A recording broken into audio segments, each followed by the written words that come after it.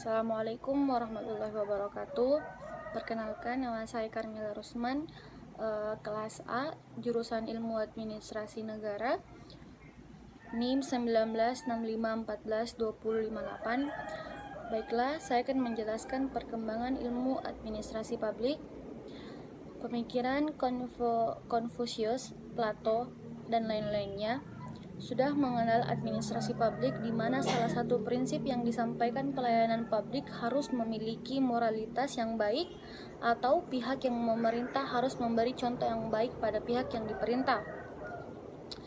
Administrasi publik sebelum Wilson, yang pertama itu Plato, pada masa Yunani kuno, membagi administrasi publik ke dalam 3 cabang: pengawas kota, pengawas agora, dan pengawas tempat ibadah, serta menggambarkan tugas dan kewajiban, bagaimana menentukan jumlah serta proses seleksinya. Aristoteles menambahkan satu jenis pengawasan lagi, pengawas daerah pedalaman.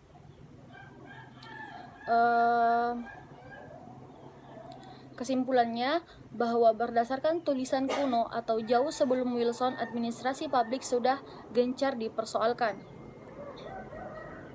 Pada perkembangan administrasi sebagai disiplin ilmu mengalami beberapa proses pergantian pada pergantian cara pandang. Menurut Nicholas Henry, menyatakan terdapat krisis definisi administrasi dalam administrasi negara, dan lebih jauh, Henry menyarankan bahwa pemahaman administrasi bisa dipahami lewat paradigma. Locus adalah letak kelembagaan dari administrasi berada, sedangkan fokus adalah sasaran spesialis dari bidang studi. Paradigma 1, fungsi politik yang melahirkan kebijaksanaan atau keinginan negara. Yang kedua, fungsi administrasi yang berhubungan dengan pelaksanaan kebijakan negara.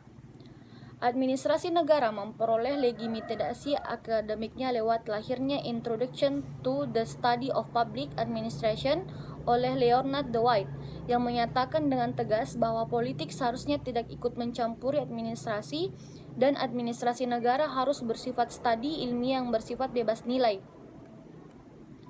Paradigma 2 diawali dengan terbitnya Principles of Public Administration, karya W.F. Willoughby. Pada fase ini, administrasi diwarnai oleh berbagai macam kontribusi dari bidang-bidang lain seperti industri dan manajemen. Prinsip-prinsip tersebut yang menjadi fokus kajian administrasi publik, sedangkan lokus dari paradigma ini kurang ditentukan karena esensi prinsip-prinsip tersebut. Pada paradigma kedua ini, pengaruh manajemen klasik sangat besar.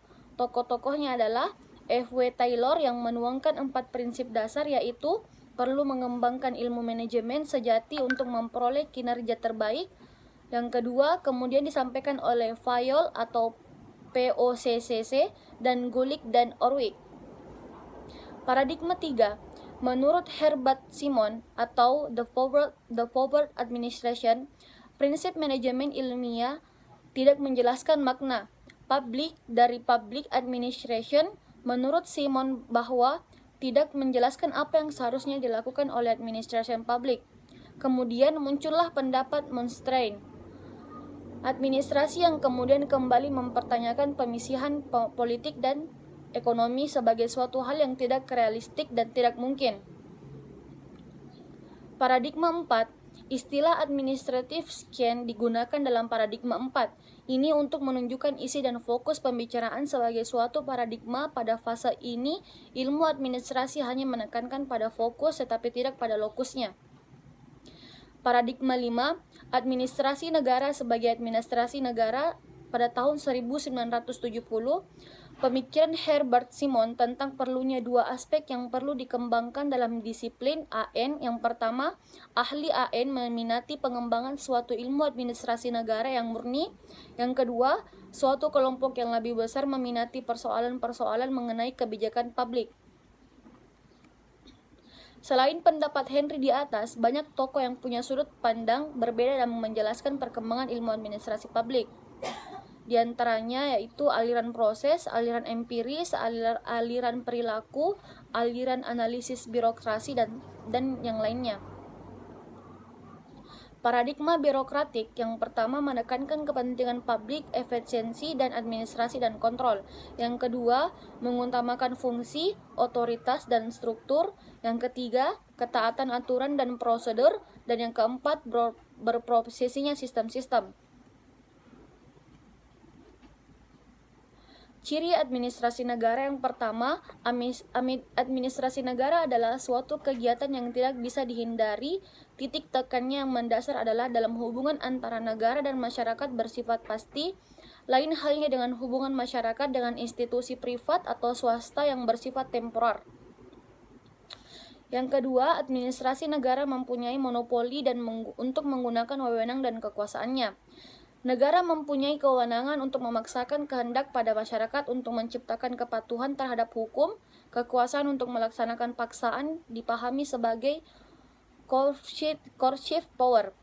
Administrasi negara merupakan penjelmaan dari hal tersebut dan diwujudkan dalam lembaga-lembaga negara seperti kepolisian, kehakiman, dan lain-lain. Yang ketiga, administrasi negara mempunyai prioritas. Administrasi negara mengandung tanggung jawab moral untuk mensejahterakan masyarakat. Karena itu, administrasi negara mempunyai prioritas dalam memberikan arahan ataupun pelayanan. Yang keempat, administrasi negara mempunyai ukuran yang tidak terbatas, di mana terdapat lingkungan masyarakat dalam negara yang meliputi batasan teritorial suatu negara, di situ akan terdapat administrasi negara. Yang kelima, top manajemen dari administrasi negara bersifat politis. Birokrasi merupakan suatu organisasi publik yang dipimpin oleh pejabat pilihan publik dan bersifat non-karir. Mereka dipilih berdasarkan periode waktu tertentu. Hal ini dipahami merupakan perbedaan yang sangat mendasar dari organisasi publik dan privat. Yang keenam, pelaksanaan administrasi negara relatif sulit diukur.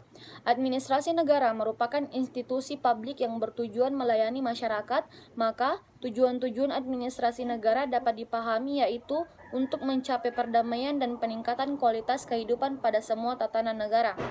Karena tingkat kompleksitas yang tinggi dan tujuan-tujuan tersebut juga bersifat politis dan multafsir, maka AN menjadi relatif sulit untuk diukur. Sekian dan terima kasih.